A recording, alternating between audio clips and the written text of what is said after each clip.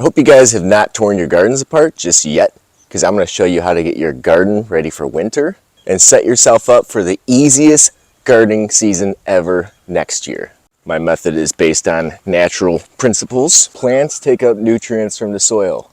Plant grows. Eventually, the plant dies. Once the plant dies, those nutrients go back into the root system, which also dies underground. So everything comes full circle. Any dead foliage also goes to the surface. So everything that plant used to grow this season goes back into the soil. Many of the leaves are still green. Some of the native grasses are still green. Nature has not even started her garden cleanup. And it's such a simple process.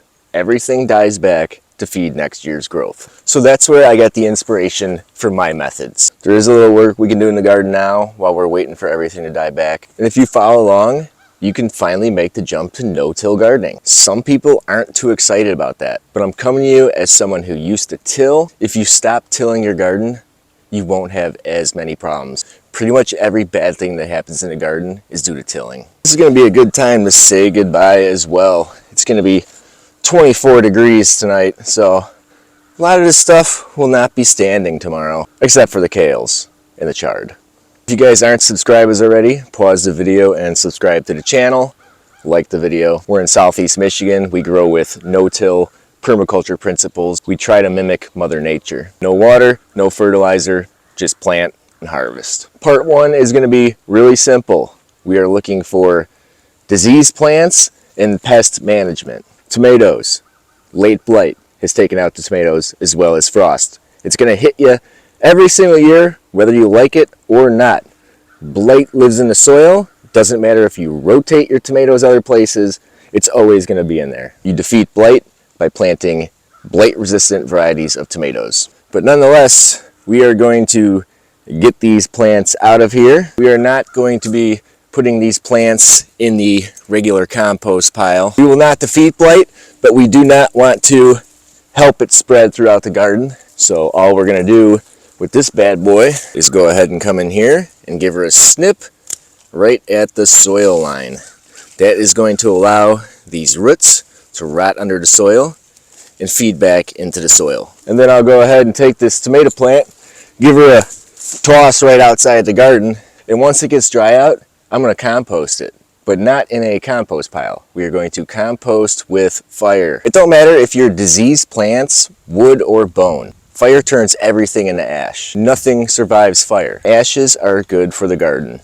Here's another example down here. We have a zucchini that's died back. Zucchinis, just about all the time, later in the season when it's moist out, you're gonna get powdery mildew. Now, once again, you're not gonna defeat the powdery mildew. We only mitigate it, and we do so by composting with fire. We got tomatoes, zucchini, eggplants, peppers, ground cherries. Compost with fire. If you get anything from this video, it's compost with fire. Next, we're going to target pest mitigation.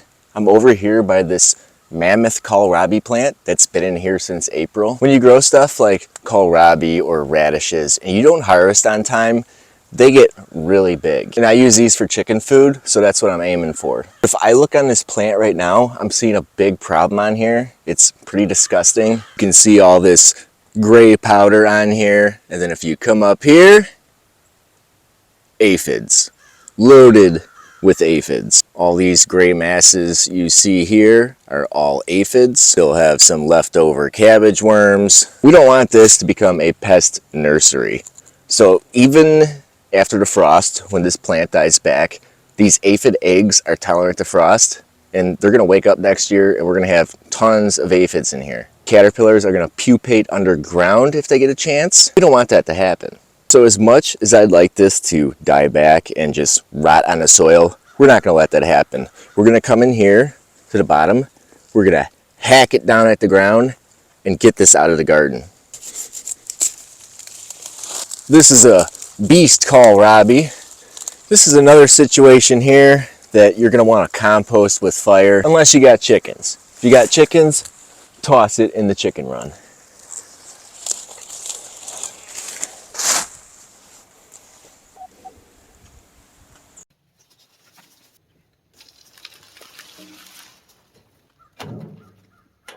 The last thing I'm gonna do is tackle my herbaceous perennials. Over here I have my banana plant. So I'm gonna go ahead and chop this a couple inches off the ground. And all the pieces of this banana, I'm going to put it all around the base of this so we can get a nice mulch going to protect it from the frost. When this comfrey dies back, it should help out too. I'm gonna do the same thing with my artichokes. I'm gonna chop them a couple inches above the ground. I'm gonna take all this foliage off here and just chop and drop right on the ground around the base of this plant.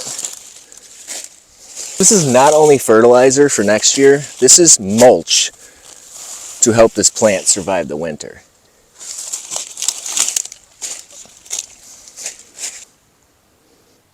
This big stalk here with the leftover artichokes is going to be chicken food or compost. Your choice. Such a cool plant. I'm glad I grew these things. Looks a little messy, but this is how nature does it. Chop and drop. That's it for now. Step one is done. We're going to be back here in a few weeks. That's when we focus on adding fertility to the soil, and we're still not going to be tearing anything out. Follow along for an easier garden next year. Thanks for watching.